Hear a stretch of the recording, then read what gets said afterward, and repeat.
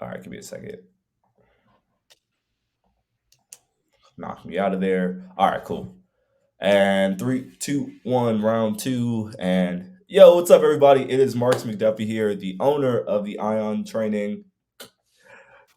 Three, two, one, and yo, what's up, everybody? Marks McDuffie here, owner of Ion Training, and I'm joined by my co-host Sean. What's up, Sean?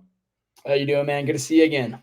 And this week we're doing one of our favorite episodes to do every month, which is our monthly member Q&A. So this is the chance where we get to read through all the awesome feedback check-ins that we get, and then also answer the questions you have. So for everyone that did these, I just want to say thank you. For those of you who haven't done it yet, hey, you can always start in April because these are super helpful for you to kind of see where you're at in your progress, but also for us as coaches to say, hey, what does this person really need right now, right? So you're already paying for it. You're already doing the thing. So you might as We well. read them too, so we're watching. You know what I That's what mean? I'm saying. Exactly. um, all right. So we'll pop in, Sean. I'll have you take this first one. And this is Yeah, the question on here is I measure my heart rate with my smartwatch when I run. Despite how out of breath I get, I feel, or how out of breath I get doing a hill repeat, my heart rate is still in the low aerobic to easy level. What gives? yeah. This is a great question, and I think definitely a lot of different opinions on it. A lot of different opinions on kind of wearable tech.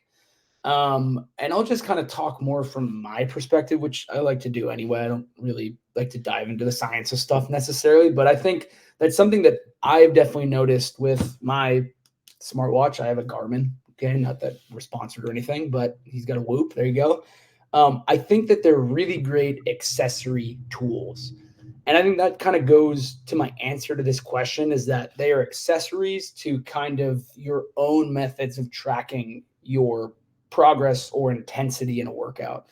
Um, if your body is screaming and telling you that you're working at a high threshold and you look down and you're at 76 beats per minute, what do you think's probably telling the truth, your body or the accessory smart tech? You know what I mean? And not to sound like snide or anything about that, because I think a lot of times, and I was in this trap for a while, you really kind of the workout success hinges on what the tech tells you, you know?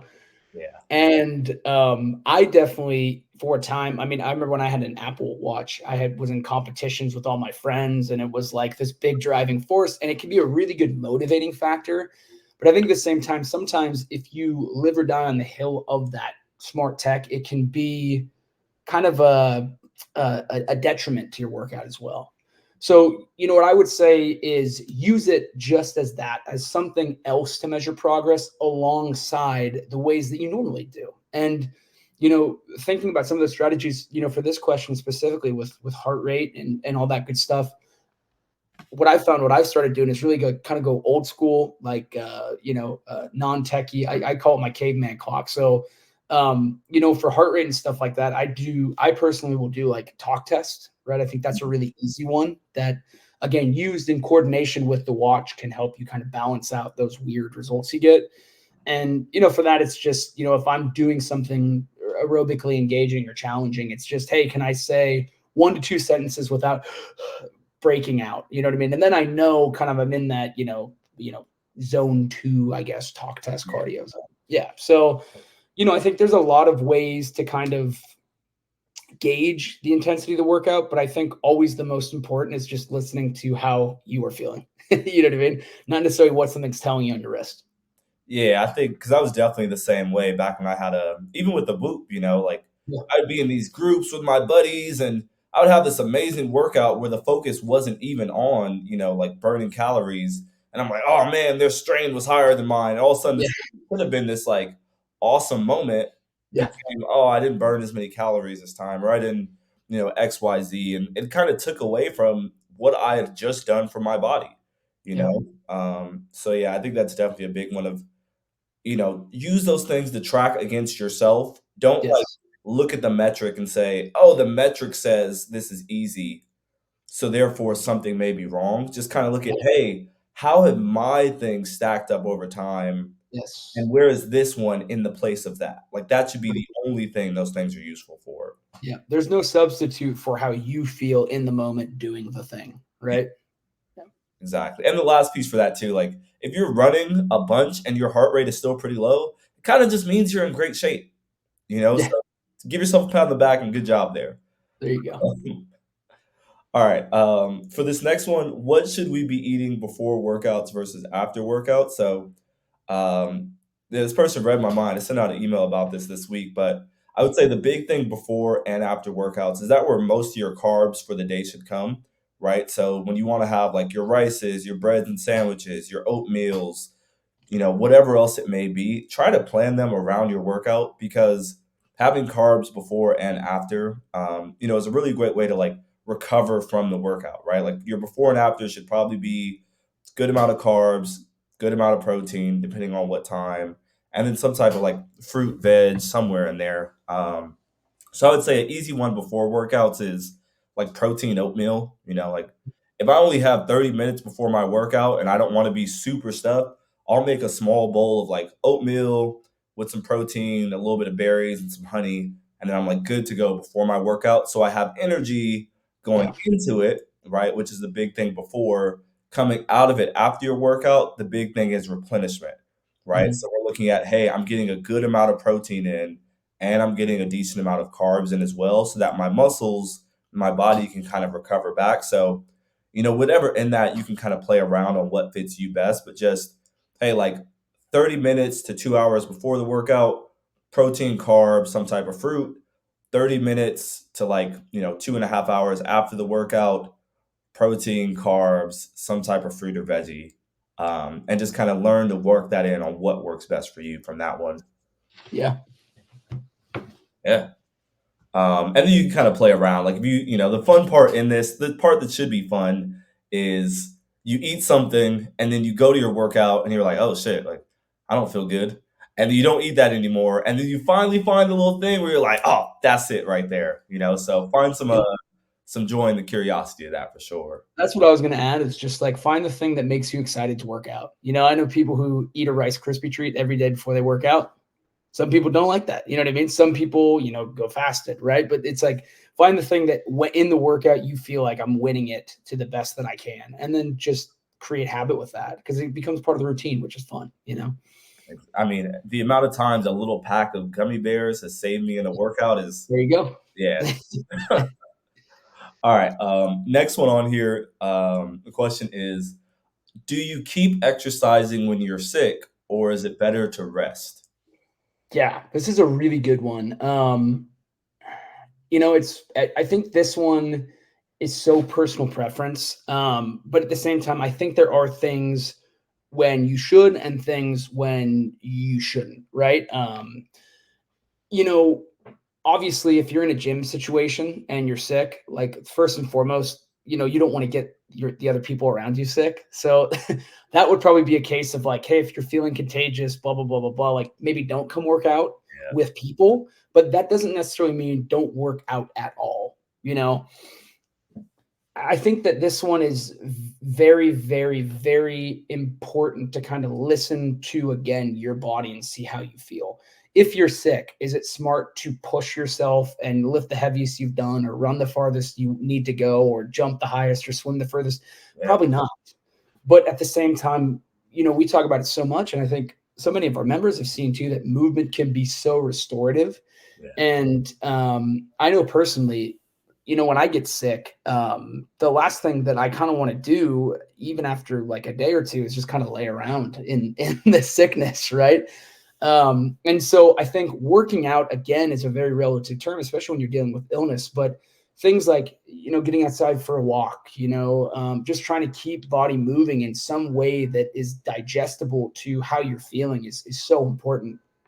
And I think the beautiful part about what we do at Aion and what a lot of our members, what we try to really get them to understand, and what they do start to understand, which is so cool, is that every time you work out, it's really just taking your temperature and seeing like, what am I able to do today to the best of my ability, and letting that be enough. You know what I mean? And it's just it's I laugh because it's such a simple thing, but it's so hard sometimes. And I don't think there's any better way to practice that than when you're not feeling great, because your body's going to tell you what you can and can't do. And then it's your job just to listen to that, so yeah, I think to that point, like if you're sick, first and foremost, love the people around you. Don't get them sick, but at the same time, take a walk, if you feel like doing some, light mobility, that's another really good one to get into the body and kind of break stuff up.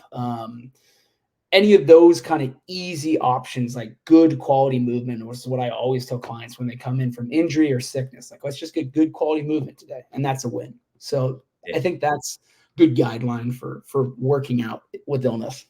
Yeah, and I agree on both of those. The first one, yeah, like if you're sick, whether you're in a public gym Yeah, or like a big box gym or a smaller gym with us, like and you probably set that one out.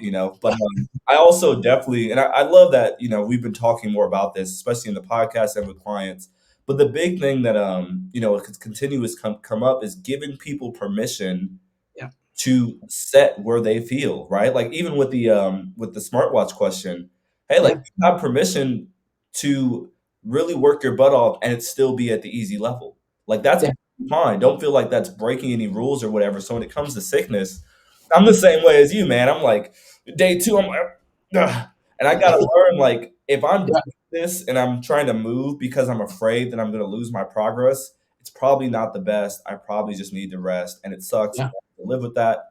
And there's other times where it's like, all right, like I can do, a couple push-ups at home or a walk or something, and that's what I need that day. So, giving people permission to be in both of those zones as long as it, doesn't expose someone else, I think is a really big point there for sure. totally. Yeah, All right, last question on here. We'll answer what we can on this one. yeah, But this says neurodivergent people like me are inherently wired for nighttime wakefulness. This troubles for those of us with day jobs and standard sleep hygiene tips, aromatherapy, warm baths don't help that much because the problem is so deeply ingrained. So, do you have any sleep tips for people like me?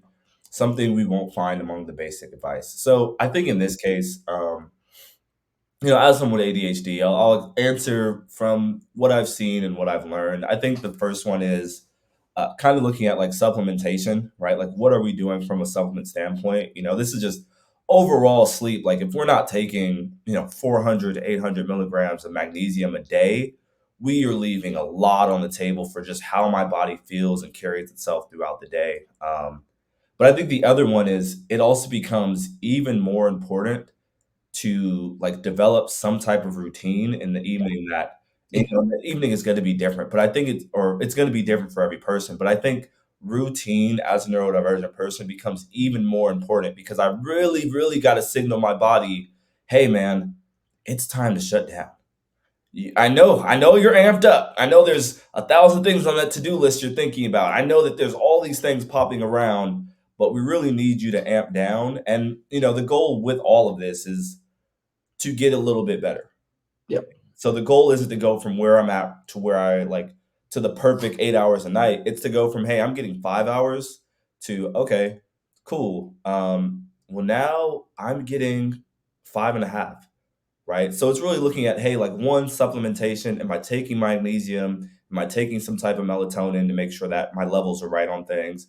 Two, it's routine. And three, it's really developing some type of stress management routine, whether that be like meditation, which as a neurodivergent person can be very uncomfortable to sit and be, but whether it be meditation or something else in that category of, I need a clear switch from my day to shutdown time. yep. Um, Yeah, I don't have, I dealt with insomnia for a while. I don't really have any neurodivergency to speak to necessarily, but I did make the transition from, my job before coaching was bartending, right? And so I was used to going to bed at 4 or 5 in the morning, as opposed to when I go to bed now, which is 8:15 at night. So I think just to your point, just to again be the coach and take this angle, like a routine is so important.